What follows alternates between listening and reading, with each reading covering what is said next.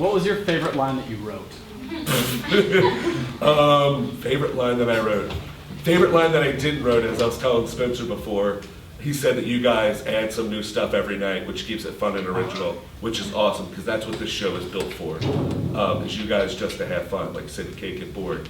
Was the guy who played our bod in Chicago after my fiance, Allie Dalianitis, played Stacy in our original production. She's here. When she says, whatever you do, don't fall asleep. One night, didn't tell anybody, was just like, that's oddly specific and vague. Like, that's my favorite line in the show. Favorite line that I wrote? Do you guys have a favorite line that I wrote? Because I can't think of them. All of them. I love piggy bitches. It's just straight up Freddie. Yeah. My favorite section of the show, and it's a joke. It's called a 50-50 joke, where half the time no one's gonna laugh and the other half everyone's gonna laugh. Is way to go, T. Keep that baby. Which came, I think, second to last rehearsal. Yeah. He added that. And I was like, what if you guys said this? And they're like, yup. Even in Chicago, that joke sometimes, everyone was just like, nope, not funny. This is kind of a cliche question, but what is the best advice you ever got as a writer? Or if you don't have that, what advice would you give to aspiring writers? The first one I got was in college, when I just became a theater major and I wasn't getting cast in any shows. And I couldn't make the school improv team, which at Northern Kentucky University, if you're on the improv team, the school improv team, you get in whatever show you want to be in. For some reason, it held a lot of clout. Don't know why.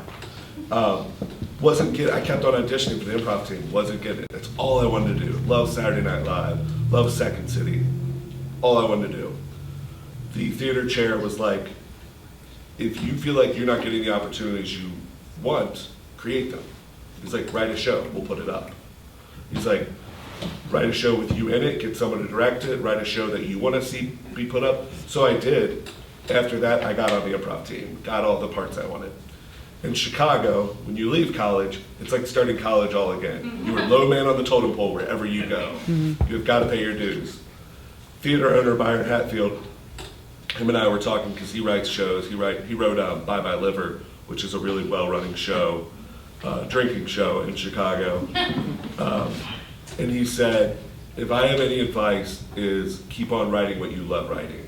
Don't feel like you have to write the Vietnam vet play or like, he's like, if that's in you, write it, but he's like, you don't have to write it. He's like, you don't have to write the show where your lead character finds out he's a woman trapped in a man's body, like, unless you want to write that show. He's like, keep on writing what you're writing because people like it. So yeah, write what you want to write, and then work really hard at it. Rehearse it, get it up on its. For me, my thing is get it up on its feet. I have a hard time sitting on anything that I write.